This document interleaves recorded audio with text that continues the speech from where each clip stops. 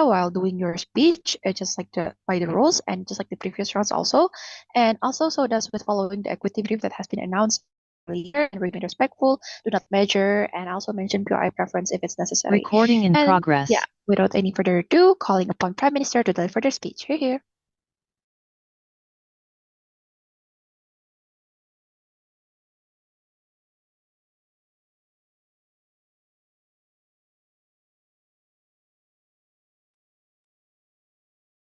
Check, am I audible and clear?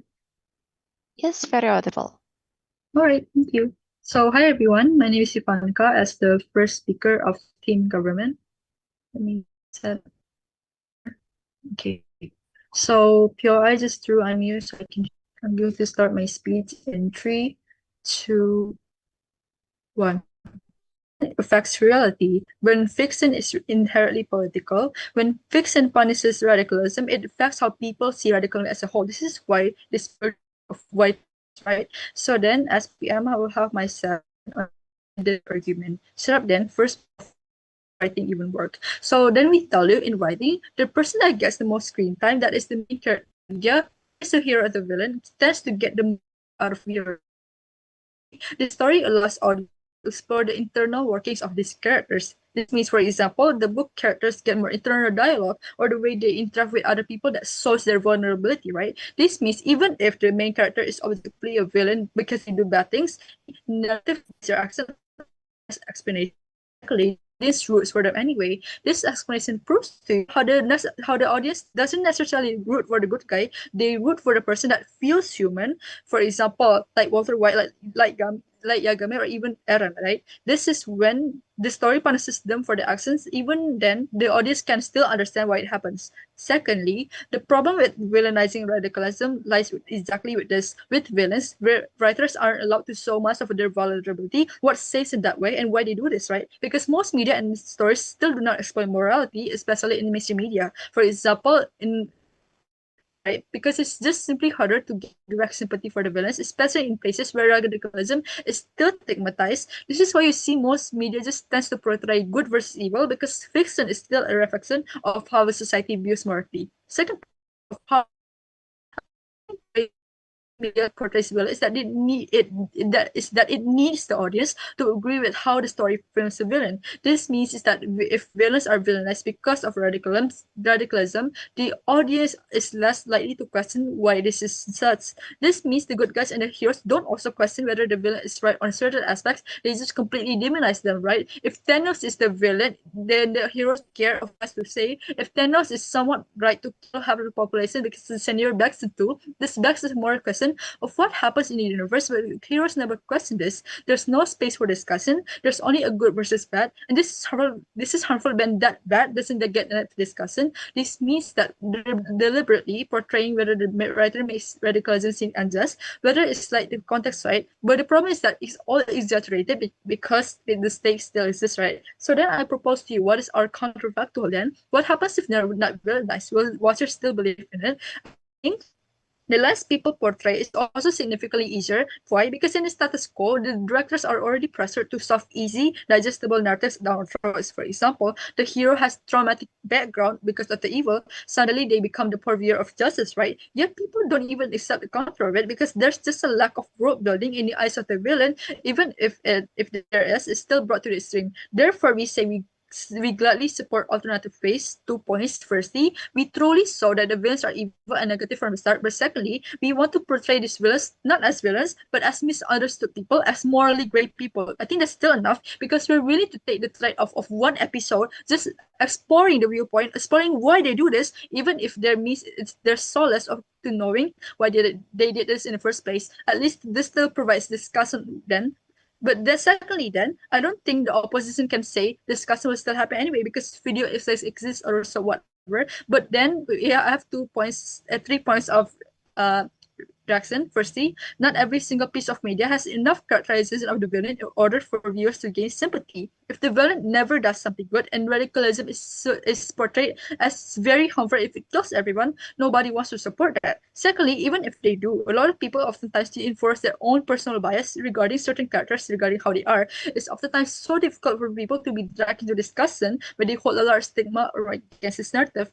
Notice how this is made widespread as well. This probably means that alternative portrayals of discussion are oftentimes drowned by the large hatred between them. For example, people making fun of Thanos looking like a purple potato. Their point of short-term attention span.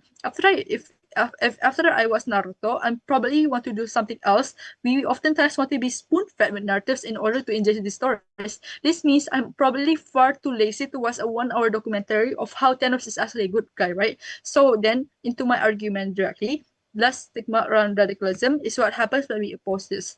Note that the moment that they are named the villain, the one who opposes the goal of the story, what happens? Sector points. Firstly, the directors portray the harms they have done towards society. For example, Thanos killing Gamora or Itachi killing the village. Secondly, the portrayal of their backgrounds oftentimes still makes them unlovable. Sure, some people feel bad for the sub-story, but it doesn't lead to a discussion about how the societal implication of how simple things are bad.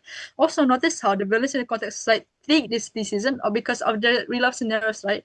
But if you take a step back, real life radicalism, for example, in feminism, environmentalists, even social rights, tend to be far more balanced and doesn't even hurt real life people, right? This is crucially important because media influences how we see people in reality too. The way propaganda shapes our mindsets is so similar to this. How then does this lead to more stigma and hatred? First, take an example of radical environmentalists. Notice how they're significantly unpopular due to the fact that they block roads, sabotage oil pipes, etc. The way they're portrayed is not saving the environment, but instead mischievous burdens to society who have nothing better to do. But another problem is that this oftentimes does not come as a choice, but as a necessity, because these quote-unquote villains are oftentimes the same people who are pushed to urgency, i.e. they believe what they have done is necessary. Aaron believes that the world needs to be safe, he needs to make the ultimate sacrifice. This leads to shallow portrayals of the deep trauma they do face by making them just the one-sided villain, right? The broad implication of this is that society has indeed failed them and they are just victims behind this. Opposition sides support a simplification of such character. So what is the likelihood and the impact? I think this is so highly likely because media strongly shapes how audiences emotionally interpret political ideas and social change. Most people do not engage deeply with societal, with political theory or structural injustice through academic stories, film, and pop culture. When characters with radical bases are repeatedly framed as a villain, audiences just associate radicalism itself with danger, stability, irrationality, and violence. Over time, people stop distinguishing between radical methods and radical critiques. Therefore, if media stops automatically villainizing these characters, at least audiences become more open to understanding why radical ideologies emerge in the first place, rather than just dismissing them as evil or insane. At least this reduces stigma around radical thinking and structural problems. Many important social changes also originally from once considered radical ex-feminism. For example, radical feminism or labor rights, right? A society automatically fears radicalism in itself. Harmful systems survive longer because people become emotionally attached to stability over justice. Our work creates audiences that are more just political aware and capable of critically examining why people become radicalized instead of simplifying everything against good or evil people, right? At least we think this leads to more healthier public discourse. And imagine living a world where people only start living to suffering when it becomes calm, polite, and convenient. The moment anger becomes radical, emotional, or disruptive, society immediately stops asking why created this pain, and instead only asks how do we stop this person. That is exactly why mainstream media gets reinforced. The issue is not that violence gets condemned. Obviously, it should, right? The issue is that villain narratives frequently train audiences to emotionally fear radical change itself more than the broken system that creates the radicalization in the first place. So then, so proud to propose. We thank upon Prime Minister for the speech. Next up, calling the leader of opposition to deliver their speech. Am I audible, Kak? Yes, audible and visible. Okay, I'm going to set up my personal timer first.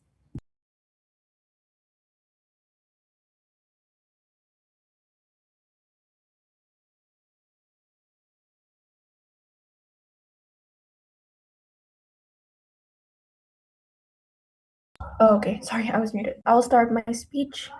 Oh, wait, sorry. If I said anything sensitive in this debate, it's solely for the purpose of the debate. And for POI, please just unmute yourself.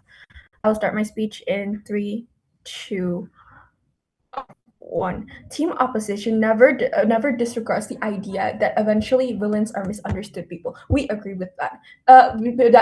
Villains are morally gray people. We agree that they are morally gray.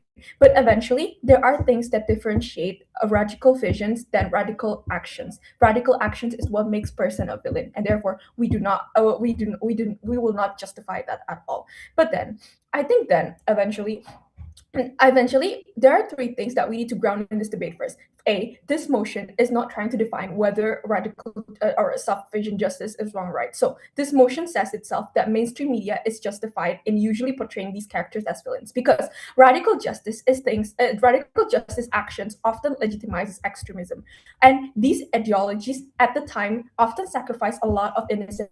Instead of seeing the problem, eliminating the actual problem or the person in the hierarchy, these radical actions, they kill the millions of innocent people instead on the process. The portrayal acts as an ethical warning and not a censorship. But then, secondly, what are villains with radical visions of justice? I think eventually villains in the stories exist to challenge the status quo itself. They have a different vision in comparison to the status quo, and they exist to change your main character's world. That's what differentiates them from main character. It's not time screen. It's not but it is their stance because the villains wants to change the status quo because they think they come as an opposing party of the way the story goes and they disagree with the way the world works. They have different aspects, yes, to why they eventually become a villain. They have their own motives to why they eventually become a villain. But the problem with these villains is that they're trying to rationalize the aspects in a very wrong way, in a very wrong method. They're trying to rationalize aspects that are very highly difficult to rationalize. They believe that simply because maybe they have gone through trauma or hardships or like a lot of time or like they may be morally great,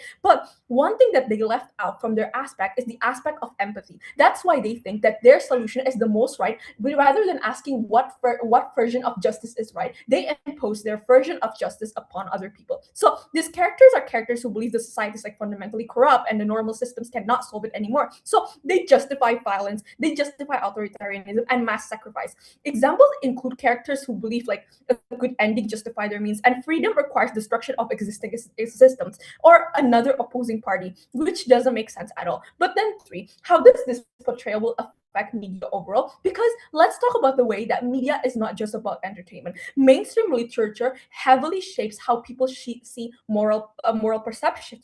It shapes people's cultural ideas of what heroism is and what villainy is. So for many audience, this highly matters because, like they said before, characters with radical visions of justice, yes, they have they have their reasons. They position themselves against genuinely unjust systems. Well, and like I said, like they said also, we agree that eventually audiences can sympathize with them because their anger feels understandable, their grief feels understandable. But without a careful framing, the audiences may begin associating the moral rightness with the justification for the extreme methods. Oh, just because you're hurt, it's okay for you to hurt more people in the process. That's not right. That's not the moral idea that people should be able to understand. But then responses to their case. Eventually, what I understood from their what I try to understand from their stance is that they want these villains to be seen as morally great characters. We never said that eventually. We never said that eventually these characters aren't morally great people. I think in opposition's world, villains are also being seen as morally great and being given a lot of time for people, a lot of screen time for people to be able to understand them. But there is a difference between making villains understandable and making them morally endorsed. When you give them the banner or like the name of villain itself, it tells you that even if then for a right cause, your actions cannot be justified. Your actions have consequences. Therefore, what the villains do is never morally right. So eventually villain framing still matters because if media if the it because when people no longer see them as villains, this weakens the moral boundaries around mass violence, and a villain label will act under a side of the house as an ethical caution that, oh, this is not okay to do. But then moving on to my contribution as the second speaker, I will talk about why eventually it's justified to see them as. POI, Then secondly, yes. do you believe that if a thief were to not have any good socio-economic stability and have no pathway to economic stability, they are justified in stealing? Yes, because eventually you take away something from from somebody else. So therefore, stealing is not justified in all means. That's what I said. Your actions do have consequences. That's what we are trying to teach people. But then, moving on to my argument, first one, why is it justified to see them as villain? Because characters become dangerous in these tales, not because they want justice or oppose the world, but because they believe their version of justice is so morally correct that normal ethical limits no longer apply. So radical justice characters begin with like legitimate griefs, right? Like they grieve the corrupt system and the status quo. They grieve the oppression that that exists. But however, because they view the system as so fundamentally broken, so they justify this violence, this coercion, and silencing opposition's ideas because they think what they have is right. The logic becomes: if my goal is morally righteous enough in these villains' head, then extreme methods are okay. It's acceptable. This is dangerous because it removes accountability from their moral compass. This eventually becomes authoritarian in practice. Why? Because these characters are people who centralize power around themselves because they see themselves as this social justice warrior because they're doing it for a good cause. So so they frame their dissenters as enemies of justice when their enemies don't always oppose them. They maybe just want another solution to the problem in the status quo. Eventually, when given power in the stories, they stop asking what do people want, but instead ask what kind of world should I force people to live in because people don't understand my version of the world. This is fundamentally authoritarian. There's already a lot of characters like Killmonger or Luke Castellan that believe they understand the most correct world and mass harm becomes acceptable. The audience may sympathize with their pain, but stories still portray them as villain because their noble intentions do not erase their oppressive methods at all. Portraying them as a villain, framing within media risk romanticizing extremism and normalizing political violence in itself. So, and therefore, why it is justified as a villain. But then, secondly, let's talk about why eventually this is going to be better for the villains itself. Okay, this is going to be very quick. Modern media creates these sympathetic villains as a thing.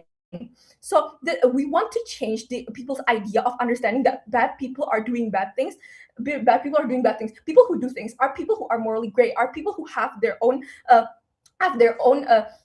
backgrounds as to why they do these things. But eventually, we want to tell people it's okay to have ideas that oppose the government. But what differentiates the status quo. But then what differentiates you from being a villain and being a good person is the ability to then define which is morally right to do and which is eventually not okay to do. Eventually, we want these portrayals to teach like the audience that yes, villains are often the products of social failure. But then if you then relate with the villains, that's this we want to encourage people to still have empathy and understanding the root causes of violence itself. So we want to portray them as a villain to tell them that one, people are really villains are born from a wrong justice system of the world, right? So eventually, we want people to still sympathize with the villain. People will still understand the background of these villains in itself. But then, secondly, I think eventually that we want villain portrayals itself. We want villain portrayals itself to act as a differentiation. We want to preserve the distinction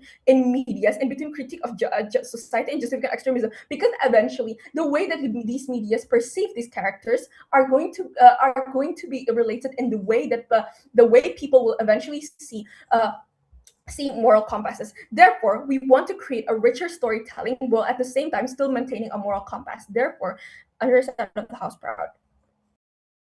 We thank upon leader of opposition to deliver their speech, and next up, calling upon Deputy Prime Minister to deliver their speech here.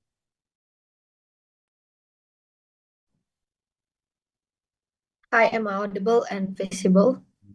Yes, audible and visible. All right. For POI, just unmuting yourself, and I'll be starting my speech in 3, 2, 1. Government doesn't want radicalism to be more misunderstood and lost within public discussion just because fiction already trained people to react with disgust to radicalism instead of misunderstanding. Bunch of rebuttals towards opposition sides of the House. One, they said that your side removes accountability. This is simply untrue because accountability and understanding are not mutually exclusive. Real life already works this way, Judge. Courts, psychologists, and societies regularly try to understand people's background, trauma, or motivation while still holding them responsible for harmful action. Even if their side of the house is correct that okay, greater empathy may slightly soften this emotional judgment towards some villains, let's say, accountability still fundamentally exists because at the end of the day, harmful actions remain condemned socially and legally. Meanwhile, their approach in this debate, they create a much larger harm because at the end of the day, people will stop interrogating this system, producing radicalization altogether. The livelihood is very big because audience are already capable of holding two thoughts, and yeah, this action is wrong, and oh, I understand why this person becomes this way. This is morally complex storytelling at the end of the day. This already exists successfully without collapsing accountability in society, and the way is quite simple. Their side only punish individuals after violence happens itself. Our side creates the possibility of like earlier intervention by helping society recognize desperation, injustice, and also systemic failure. To then, they said that feeling labels are necessary for like ethical caution. This is simply untrue because ethical caution can still exist without this emotionally framing all radical dissatisfaction as dangerous or like irrational, let's say. The problem is not condemning this violence. The problem is when this storytelling repeatedly teaches audience that oh, radical anger itself. What makes someone evil? Even if it's true that feeling like labels help discourage harmful action, op still cannot answer the trade-off here because audience becomes emotionally attached to preserve comfort and order already. So like repeated feeling narrative strengthen that instinct further by like associating disruption with chaos rather than potential systemic failure. This is extremely highly, I'd say, because most people consume politics emotionally through entertainment and stories rather than academy analysis, right? Repeat portrayals shape moral associations over time. So yeah, their side of the house, they try to protect short-term emotional comfort and simple morality. Our side protects deeper political awareness and society ability to critically engage with uncomfortable structural problems. But thirdly, of saying that these actions are bad, killing people regardless of their action is bad. A, we agree, we don't justify their action. The problem is though, is that pushes the blame entirely on them when in reality this is then a not proportional punishment. But B then, they are still victims also. They acted upon desperation because inherently this is something that has pushed them to this situation in birth lottery. We see this in reality, right? Government failing thief and people that do come from poverty often pushes them to steal. Meanwhile, this also justifies further abuse of power. Police brutality in rural areas is somehow seen as like saving people. But fourth, they state that government justifies extreme levels of radicalism that blurs into violence.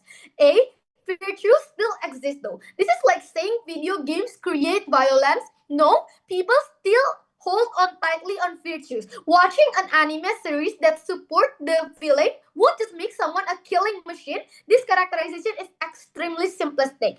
Two, then, I think at least understanding still exists because there's a symmetry of stakes and the actions taken. Thanos would kill half of the nation because the other half needs it. So called villains are called so because they were the ones who would take the bullet of making a decision and that nobody was willing to take. At least the audience can understand this because the scenario was that extreme. It's the same thing that people would understand if someone, for example, had restored to cannibalism during a life or death scenario after a fatal plane crash. Sometimes scenarios justify actions that seem morally wrong. But five rebuttal then they tell you would sympathize with the villains.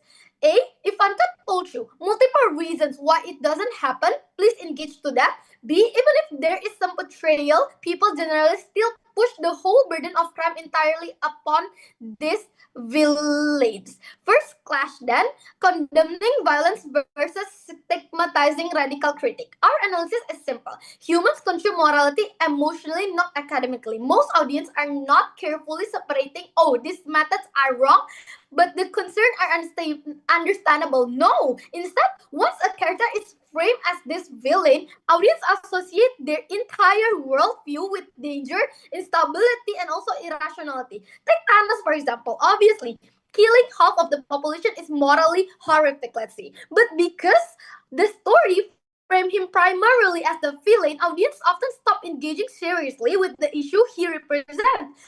People focus on Thanos is crazy instead of asking why fears about like overconsumption and collapses resonate with audience in the first place, right? Similarly, with Joker in some portrayals, yes, his violence is wrong, but he often reflects inequality, loneliness, and societal neglect. This shows you even when everything becomes reduced to like evil feeling, the deeper societal frustration becomes easier to dismiss. Op will likely say that, oh, these people are villains because their actions are immoral. This is untrue. We never deny their actions are immoral, Judge. Note that our argument is that mainstream media often teaches audience to reject the entire critic together with this violence. Thus, that distinction matters the most here because radical frustration usually emerge from real structural problems, not a random insanity. But secondly, even if Op trying to say that audience can understand the nuance itself, I think that mainstream storytelling still emotionally guides people towards simple moral conclusion. Heroes are framed as admirable and trustworthy. Villains are framed as dangerous and as unstable. Most audience emotionally follow those cues. If people naturally separate methods from critiques, radical ideas would not remain so heavily stigmatized socially despite many emerging from legitimate injustice. Comparatively here, their world creates passive audience emotionally attached to stability because every radical challenge becomes associated with destruction and let's say chaos, you name it. And meanwhile, our world, we create politically aware audience capable of asking harder questions, right? Why do people become radicalized? What systemic failure create this type of anger? How do we solve problems before people turn extreme? The likelihood is very highly likely because media is one of the main ways people form this some sort of political imagination.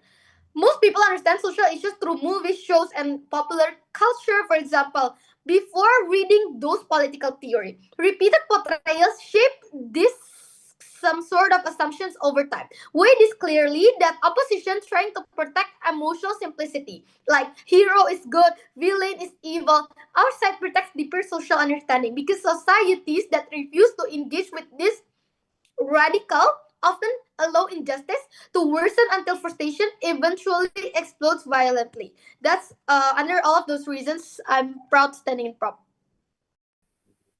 Thank you so much, DPM, for the speech. Next up, I'm calling on the LO to deliver their speech. Here.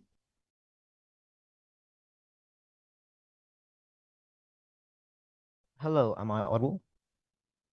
Am I Yes, audible and you're visible? audible and visible. All right, thank you. Um, I will be starting my POI preferences. Just unmute I can say POI. Yeah, pronouns you him, I guess, and I'll start my speech in 3, 2, 1. Panels, I believe that the government actually misunderstands what a villain actually is, and that is why most of their points of the arguments on this debate is entirely false. They say that, oh, a villain is pure evil. A villain is meant to actually say that, oh, this person is evil, but fail to actually have the media literacy of what exactly makes a villain, especially in this current status quo of how villains are radical enough, especially in the context of this motion. Before I characterize that, I will firstly refute a few points. Firstly, they say that, oh, media that supports villains won't make people evil. More like when you say that, oh, video games won't make people evil, won't make people like violence and whatnot. Firstly, that is not the point of what my first speaker said, but let's say that it is the point of what my first speaker said. Realize that this is entirely possible. Realize that these games and what you watch reflects on who you are. Realize that people who watch stories about, I don't know, maybe pedophilia is probably partly engaging in those activities. Realize that people who play violent games usually are people who kind of like violence in the first place. Whereas that people who play games that objectify women are people who would objectify women in the very first place. Just because it is normalized does not mean that it is something that is good. Is it? good realize. Secondly, you say that, oh, status quo. Look at how social media exists to actually explain it. Even if, as your first speaker says that, oh, I don't want to watch an hour-long video on how Thanos is justified and whatnot. Firstly, I'd like to say that if the movie did not fail to explain how a villain, especially with these kind of radical ideologies, exists and why they are kind of justified and why they do that in the first place, it realizes that it is quite a bad movie. Realize that if a movie does not give enough screen time towards these villains, realize that if they don't give enough screen time towards these ideologies and why these ideologies exist in the very first place, realize that this is quite the horrible movie. Realize that the movie's entire existence is to actually talk about these abstract concepts, talk about these abstract ideologies and why these ideologies exist in the very first place. So when you reduce movies to some form of entertainment, when you reduce movies to something that's just there to make your day not boring, then you realize that then you literally bypass what exactly a movie stands for. Secondly, even if these people bypass what a movie stands for, furthermore, social media still exists. People who actually have the media literacy will explain to you on social media. You may be scrolling on TikTok one day and see like someone's explaining the lore of Star Wars. You may see that people are explaining the lore of Marvel, the lore of Subnautica, the lore of literally everything that exists in this entire entire media literacy point. People are explaining a lot of things, especially so when you say that people stop seeing someone as being a villain when it happens, realize that does not stop other people from doing it. Yes, it may stop some people from doing it, but it does not stop everyone from doing it. And at the very end, those people who can actually understand it, can actually speak about it in social media. So realize that when you say that people stop at seeing it as being a villain, that is completely not aligning with what reality actually says. It is not grounded towards what reality is. Now then, let's actually talk about media literacy and the exposure of how villains are created in the first place. Panels, I'd like to redefine what villains actually usually means, especially in the modern portrayal of this radical justice.